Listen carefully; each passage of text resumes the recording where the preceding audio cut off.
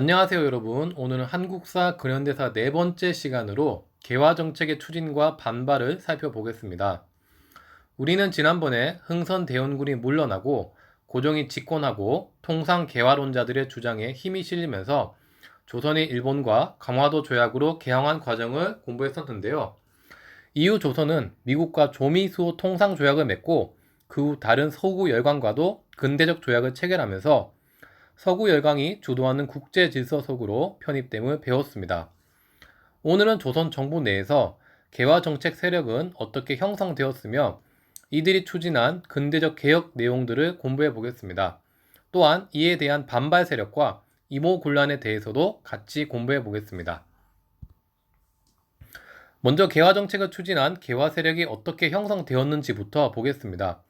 1880년대 개화파로 대두된 사람들은 김옥균, 박영효 등이었는데 사실 이들은 그전 선배 세대인 박규수, 오경석, 유홍기로부터 개화 사상을 배웠습니다.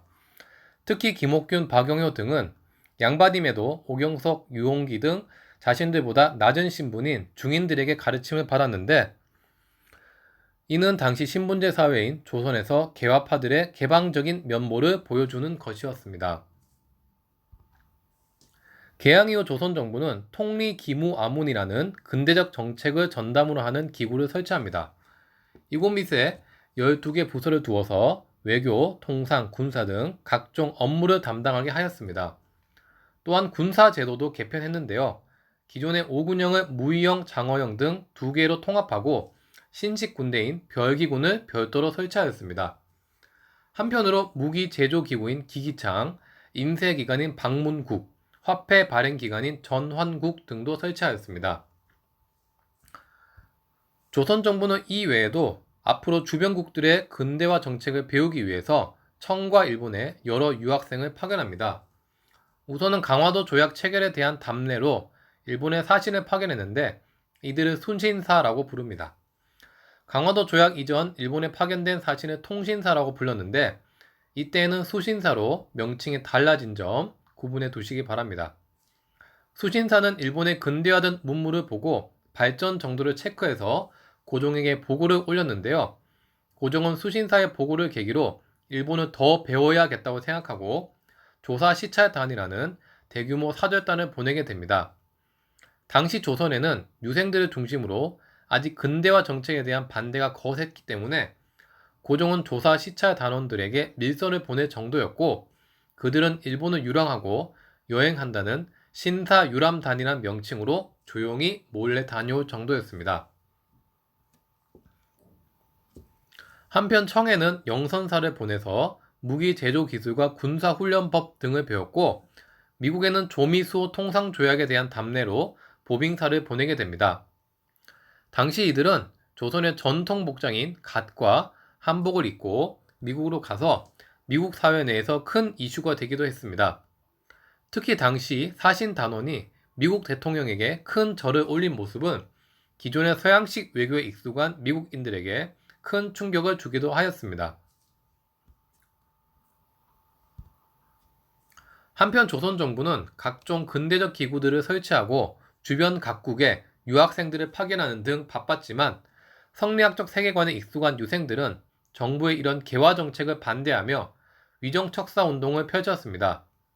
여기서 위정척사란 지킬 위, 바를 정, 즉 올바른 것을 지키고 배척할 척, 사악할 삭, 사악한 것은 배척한다는 뜻이었습니다. 이들의 주장을 10년 단위의 시대별로 보면 1860년대는 대원군이 집권하고 있던 시절로 조선 정부는 서양 세력의 통상 요구를 거부하고 있었습니다. 이들은 대원군의 이런 주장을 바탕으로 계속해서 개항 반대 운동을 펼쳤습니다. 한편 1870년대에는 조선이 일본과 강화도 조약을 맺으면서 처음으로 근대적 조약을 체결한 시기였습니다. 이때 이들은 근대화된 일본은 사악한 서양 세력과 같다는 외양일체론을 주장하면서 일본과 통상을 반대했습니다. 또한 1880년대에는 조선 정부가 개화파를 중심으로 각종 개화 정책을 펼치던 시기였습니다. 또한 김홍집이 일본에서 가져온 조선 책량이 유포되어서 미국과의 통상 수교에도 힘이 실리던 시기였습니다. 이에 유생들은 정부의 개화 정책에 반대 노선을 분명히 했고, 특히 영남의 유생 만명은 일제히 개화 정책을 반대하는 상소문을 올리는 영남 만인소 사건을 일으키기도 했습니다. 하지만 이들의 이런 반대에도 정부의 개화 정책은 꺾을 수가 없었습니다. 이들은 서양과 일본의 침략을 반대하는 반외세 운동을 펼친 점에서는 긍정적으로 볼 수 있으나 양반 중심의 전통 성리학적 질서를 수호하려는 점에서는 보수적인 모습이 분명했고 한계점이 있었습니다. 한편으로 변화하는 세계 질서 속에서 이런 전통적인 체제 유지만을 고수하는 것이 맞는지 하는 의문이 들기도 합니다. 결국 이들의 주장은 시간이 갈수록 힘을 잃어갔고 1890년대 들어 일본의 침략이 본격화되자 이에 대항해서 각종 의병운동을 일으키기도 했습니다. 1882년에는 조선에서 이모군란이라는 큰 사건이 발생하기도 했는데요. 이 사건은 조선의 각종 근대화 정책에서 소외된 구식 군인들이 중심이 되어서 반란을 일으킨 사건입니다. 당시 조선 정부의 각종 개화 정책이 추진되고 있었는데 기존 구식 군인들은 철저히 소외되어 있었습니다.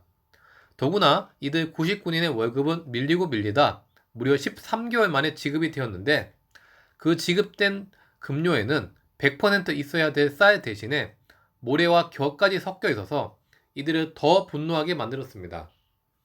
한편 개항 이후 거듭된 곡물 유출로 인한 쌀값 폭등으로 서민들의 삶이 어려워지자 서민들 중 일부도 이모군란 세력에 가세하였습니다.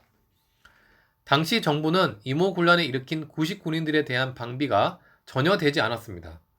이들 구식 군인들은 궁궐에까지 들어와서 고관들을 살해하였고 서울 내에 있었던 일본인을 죽이기까지 했습니다.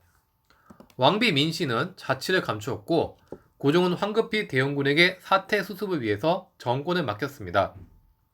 반란 세력으로 몰려 떼죽음을 당할까봐 두려워진 구식 군인들은 대원군에게 자신들을 구해달라고 요청하기도 했습니다. 이에 대원군은 왕비 민씨가 죽었다는 국장을 선포하고 구식 군인들에게 밀린 급료를 지급하는 한편 기존의 정부 근대화 정책을 모두 백지화하였습니다. 하지만 사실 당시 왕비 민씨는 궁녀 복장을 하고 궁궐을 탈출한 뒤였습니다. 그녀는 몰래 청에 사람을 보내서 구원군을 요청하게 됩니다. 당시 왕비 민씨의 행위는 어떻게 봐야 될까요? 본인의 잃어버린 권력을 되찾고자 했으니 본인 입장에서는 어쩔 수 없는 행위를 했다고는 쳐도 당시 조선 침략을 호시탐탐 노리고 있던 열강에게 도움을 요청한 것이 향후 조선에 큰 위험이 될 수 있다는 사실을 과연 그녀는 몰랐던 걸까요? 조선 정부를 간섭할 구실을 찾고 있던 청은 왕비 민씨의 요청에 군대를 파견해서 이모군란 세력을 모두 제거하게 됩니다. 뿐만 아니라 정권을 잡고 있었던 대원군은 청으로 납치되었고 민씨 세력은 다시 권력을 잡게 되었습니다. 하지만 국제사회에서 공짜는 없는 법이었습니다. 청은 이 사건을 계기로 조선의 정치에 적극적으로 간섭하게 되었고 조청 상민 수륙 무용 장정을 체결해서 조선의 경제에 대해서도 적극 침탈을 하게 되었습니다. 한편 당시 이모군란으로 피해를 입은 일본 정부도 조선에 큰 그 책임을 물었습니다. 이에 조선 정부는 재물포 조약을 체결해서 배상금을 지불했을 뿐만 아니라 일본 공사관에도 일본군을 두는 것을 허용하게 되었습니다. 조선에 일본 군인을 둔다는 것은 조선의 주권을 크게 침해하고 조선에 장기적으로 위협이 되는 행위였습니다. 이모군란은 청과 일본의 조선에 대한 이런 적극적 간섭을 가져오는 결과를 초래했습니다. 이모군란은 한편으로는 조선의 개화 정책에서 피해를 입거나 소외된 하층민들과 구식 군인들이 일으킨 난으로 개화 정책의 어두운 단면을 보여준 사건이었습니다.